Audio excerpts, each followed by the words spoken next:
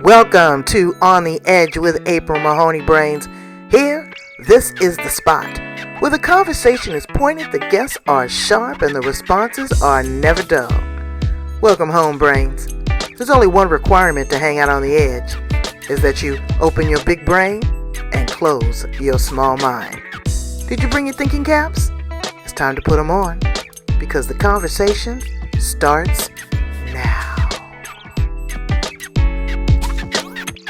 Well, Suzanne Ingleton, you are really making the rounds there, aren't you, Princess? I see you in the press everywhere. Oh my God. I am Yes. so proud of you. You got to hear my brains all about that. Yeah, well, I'm pretty excited. I just had a article published in Thrive Global, which is a publication that's owned by Arianna Huffington, who is the co-founder of Huffington Post. I know her well. I follow her, absolutely. I'm hoping she's following me here on the edge, the place where the conversation is pointed, the guests are sharp, and the responses are never dull. Well. I'm just so proud of you, and you won an award at the Seven Effect event there. Now, Brains, she's from South Australia. Let me tell you about my friend, okay? She is a former personal trainer. She specializes in weight loss. She knows NLP, neuro-linguistic programming, and she also specializes in eating psychology coaching. So I'm hoping that she can give me a few tips to reprogram in my brain to get more disciplined, because I know that's my problem. I'm a snacker, I'm a happy snacker, but it's starting to show, and it can really impact, your life, because again, on the spectrum, being an American Black woman, I'm on the spectrum of being obese. I don't think so, and nor does Mr. Magnificent, but I mean, the numbers don't lie. Right, Suzanne?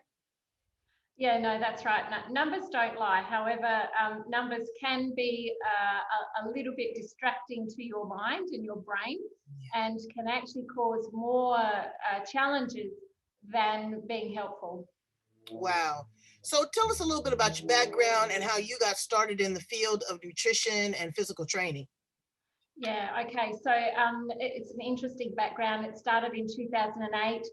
I had just been diagnosed with breast cancer. Oh, wow. And I found myself lying on a metal slab in a hospital room, having a full body bone scan. And I realized at that moment, in fact, I just looked out to the side and there was this lovely picture, square window. It was a beautiful blue sunny day, and I could see trees and a bird flew by. And I just realized in that moment that my health had been taken away from me. That sense of freedom and normalness was just gone.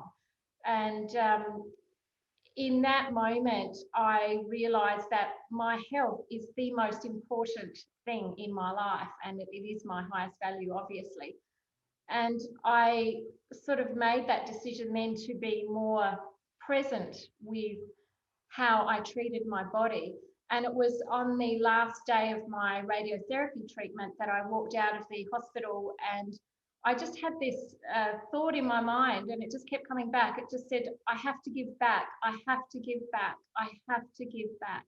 And I didn't know what that meant. It was really, it was random, and I just didn't know what that would involve. A few weeks later, I was with my oncologist, and he said to me at that time, the best way for you to beat this, Suzanne, is to be fit and healthy. And so it was in that moment also that I went home and I went, okay, what can I do to be fit and healthy? Because health was just, so important to me. And I decided that I'd like to learn how to get fit and work in a gym. And from there, I studied to be a personal trainer. And so by training people to be fit and healthy, I was also helping them to be the fittest and healthiest versions of themselves, right, and able to let them know that their health is just so important. And that's where it all started. You can have all the money in the world, you can be just as pretty as you want, but if you do not have your health, and that's mind, body, and spiritual health.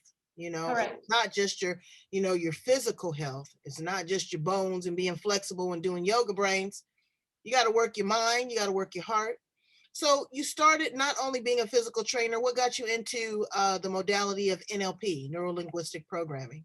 Yeah, so I had another bit of a life challenge, and I was really in a very depressed state. So I wanted to seek to help myself, and I came across a retreat, and they were doing energy healing, and I didn't know, what that was about.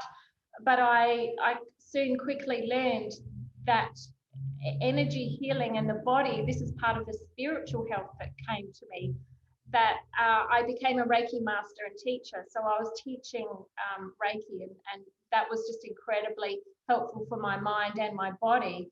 And from there, I became more interested in the mind and meditation.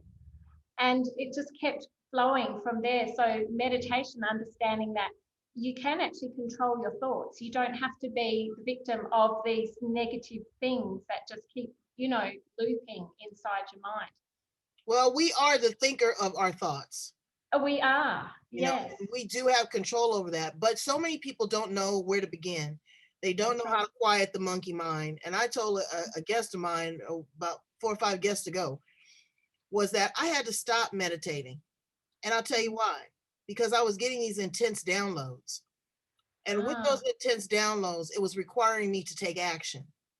And it was a lot of responsibility. COVID, my personal life, my business, my podcast, being a good wife, trying to be a good mother, all of that, it was just too much for me. And so actually it was someone that I was talking to down in South Australia, Prue Blackmore. Do you know Prue? No. I want to meet her. She's super cool. But anyway, Yeah. and you know what she was telling me? She says, you have permission to slow down. You have permission to ask the universe not to give it to you, but in spoon-sized pieces that you can manage. I never thought about that. I just thought about when I went into a meditative state that I was just supposed to be present. I didn't know that it was interactive, actually. And there are so many different kinds and styles of meditation, and the simplest is just to be present with your breath. And that's the only thing to focus on. Always be present with your breath. And when your mind does wander off and just, become distracted, it just come back to the breath, always the breath. And, there are guided meditations, there are thinking meditations, there are the constructive, meditations that the journey that you were going on. But it's always worth knowing that there are different types and styles depending on what you want to get out of it. But it was very powerful for me to know that we do have control over what is going on up here. Absolutely. And we've got input. We don't have to be controlled by it. And from there, I became a meditation teacher. So I've gone from, personal trainer to Reiki master to meditation teacher, and learning more about the mind to eventually into hypnotherapy, and then working more on the language of the mind with neurolinguistics, and finally my learning journey at this point has stopped with being an eating psychology coach, and that's where I specialize based on my background as a personal trainer, helping people to actually shift weight and lose it and let go of it sustainably, knowing that as a trainer, I couldn't understand why when they came to me, they were fit and healthy, but when they left, they'd put on their weight, that they would revert back to where they were. And I just couldn't quite get that. But once I became aware and understood the power of the mind, I worked out quite quickly that the mind is actually the missing link. That is the missing ingredient to sustainability, and working through, old emotions and thought patterns and behaviors and habits, and just really. Again, it's a habit with me. It's like, walk past the refrigerator. It used to be a habit with me when I would go out in the afternoon. I'd be going meeting a friend, always meeting at a restaurant. Yeah. You eat too much. Then you have a cocktail. That's going to put, some weight on you. Then you may have dessert. Then you have another meeting, and it's a dinner meeting. And then you get into the routine of every time you go out, you feel that you have to eat. So you have to, change your programming. Now, my challenge is is being disciplined. And like you said, what are some tools that I can use to just really kind of prepare myself and talk to myself with NLP to get more disciplined about, being conscious of what I put in my mouth? Mm-hmm.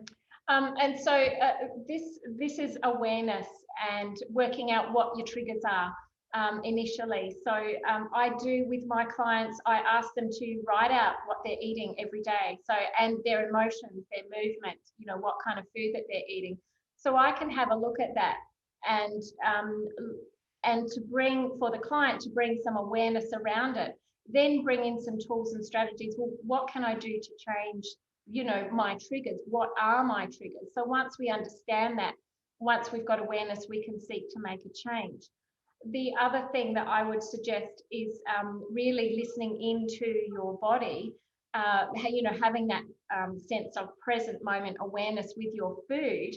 And rather than, and I find that a lot of people will begin to eat mindlessly just because it's there, Right. because that, the trigger has come into play. So therefore there's the food and it just gets eaten. And generally on a, quickly. But if we become fully present with our food and eat slowly and mindfully, and there's a couple of benefits behind this, you begin to listen to your body and it will tell you when you're full. And the trigger, the normal reaction of the mind and the gut start to kick in once we listen to what's happening. And so that's... You know what? You're absolutely right. Because a girlfriend of mine invited me and my daughter out for dinner, but it was for a mindful eating session. Wow. And, we had to chew each bite about 25 times before swallowing. Yeah. That was the longest dinner ever, but chewed the food till it was almost liquefied. Yeah. Slowed down the process. Yeah. And it also helped with the digestion. Mm-hmm. And yes. you pay more attention to. It's like when I go with my African friends, we eat family style, big bowl of food and everybody eats, but you seem to eat less because you just, you eat as you need it, not because there's 2 cups or 2.5 cups of potatoes. You feel that, and we were always taught, clean your plate. Don't get up until you've cleaned your plate. Yeah. Yeah, and there's a lot of psychology and conditioning of the mind based on how you were brought up and how your families were brought up. So, your parents and their parents and, right back down the line. So the psychology of the mind, says, okay, we're with a group of people, we need to eat. This is the situation that we need to eat. Mm-hmm. We also tend to, when we're eating fast, we're not listening to the signals. And the body, the psychology of the mind, actually says it doesn't recognize that you've had food if you eat too quickly. So the old adage, it takes 20 minutes for the mind to register that the gut is full, is absolutely true. And this is why slowing down, your mind then registers, okay, I've had enough to eat. It also says to you, there's this little process going on called the cephalic brain response. And what that's doing is looking to see whether or not you've actually had a meal, i.e. slowing down. It also wants to know that you've actually experienced the meal. Have you tasted it? Have you had the pleasure of it? Have you noticed the textures and the aromas and the different flavors? And chewing the food, the body then goes, okay, I've actually had enough to eat now. And you can then stop eating when you're listening to the signals of your body. So, but if you eat too quickly and only chew it a couple of times, then your mind goes, oh, no food here, I'm still hungry. Let's get some more. Okay, all right. Well, I'm going to focus on that more. But you know what I also do? I used to drink, and sometimes I still do drink my calories, not alcohol brains. But, liquid drinks, refills, and when you go to the convenience store, I never did this too much, but instead of getting 16 ounces, they get the 32 ounce big gulp. And then they go and get a refill of that. And these syrupy drinks and soda pops. I had a soda pop, a big 2-liter bottle, and I drank the whole thing up. I was bloated.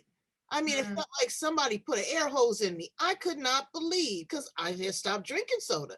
I can't believe how much liquefied drinks can put weight on you. It's the sugar. Absolutely, absolutely. It's the sugar, and as soon as your body has sugar, it wants more sugar. Sugar is such a quick energy fix that the body goes, yeah, I want more, more, more, and then the addiction kicks in. But also, the psychology of the mind is such that we will seek pleasure to avoid pain, and sugar is a pleasurable thing, and we've got more, sweet taste buds than other. So if your body is feeling deprived of anything, it's not getting enough food, it will always go sugar, sugar, sugar, because that is the quickest hit it will get. Wow. And so once you start, you want more and more and more. It's a sweet poison. Absolutely. It is. Absolutely. Yeah, absolutely. So getting off sugar is a little bit of a process, but it doesn't take long. I'm working with a client at the moment who had a lot of sugar in her diet. And the first day, or the second day actually, after our appointment, she sent me an email and contacted me, and she said, "Oh, I've just got these terrible sugar headaches," and because I'd asked her to, begin to let go of sugar.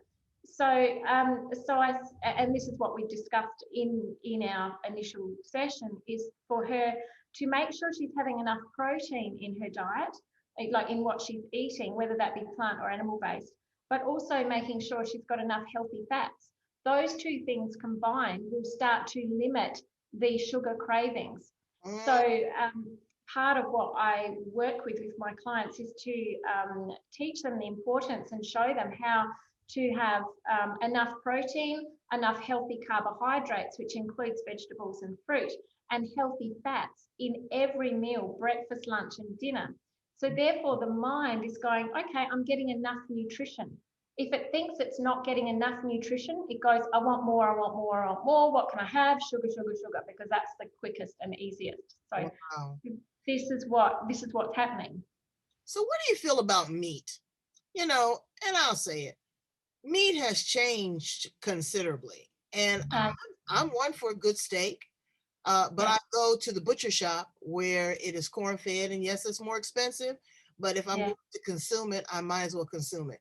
But then I look at my daughter, who has extracted meat from her diet, and she really feels more energetic. Her eyes are a lot brighter. She says her elimination process is a lot easier. Then I look at my mother, who's 91, and now she just really has no appetite. But when I serve her a meat product, she can't even chew it. She doesn't like the taste. She doesn't like the smell, anything, but more plant-based. So the body really craves plant-based. But what's your thoughts around consuming a lot of meat? Any kind of meat, beef, pork, lamb? Yeah, I think every body is different. We all have different body. We all have different bodies. We all have different physiology. So some people prefer meat and some people don't. We also go through different ages and stages in our life. And so, like with your mum at her age, then her body has different nutritional requirements. And it could just be personal preference. And I know my mum went through the same, did the same. She went, no, I'm not having meat. It just makes me feel yuck. And then now she's gone plant, and then she went back to meat. So it really, what I work with is for people to be their own curious scientists about how their body reacts. So looking at food in a holistic way, but going, okay, does my body like this? And do I like this? Right. Rather than stick to a particular way of eating, because it might suit in the short term, but in the longer term, it might not suit. But it's just being open to listening to how your body's reacting. Yes, this feels good for me. But also I teach that always buy the best quality you can afford. So yes, getting grass-fed beef. If you like grass-fed meat, then have that. It's much better for your body.